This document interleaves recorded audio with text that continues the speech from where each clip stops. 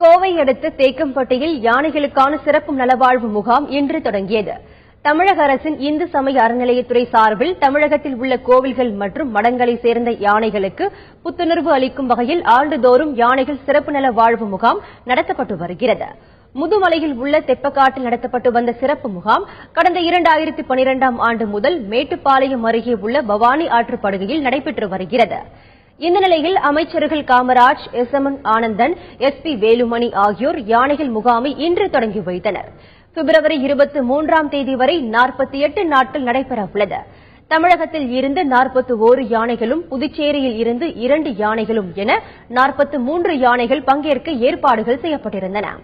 இந்த நிலையில் தற்போது 30 யானைகள் முகாமில் பங்கேற்றுள்ளன. முகாமில் பங்கேற்றுள்ள யானைகளுக்கு போதுமான ஓய்வு தரவும், புத்துணர்வு வழங்கவும், சத்தான உணவளித்து பராமரிக்கவும், உடல் நலத்தை பேண தேவையான மருத்துவ சிகிச்சை அளிக்கவும் ஏற்பாடுகள் செய்யப்பட்டுள்ளன.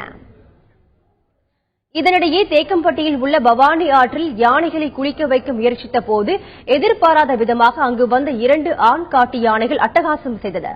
இதனால் முகாமிற்கு வந்த பெண் யானைகள் மிரண்டன. இதையடுத்து உடனடியாக பாகன்கள் தங்கள் யானைகளை வேறு இடத்திற்கு அழைத்து சென்றனர். வனத்துறையினர் பட்டாசுகளை வெடித்து காட்டு யானைகளை விரட்டடித்தனர். இதனால் அங்கு சிறிது நேரம் பரபரப்பு ஏற்பட்டது. உடனடியாக யானை பாகன்கள் யானையின் அருகே வந்து விடுங்கள், கொஞ்சம் தள்ளி கூட்டிக் கொண்டு சென்று விடுங்கள். யானை பாகன்கள் யானையின் அருகே வாருங்கள்.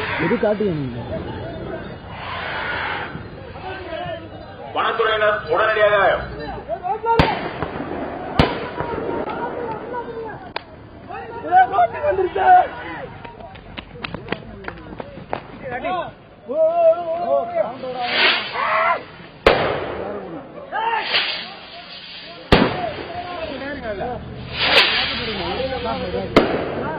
இதுல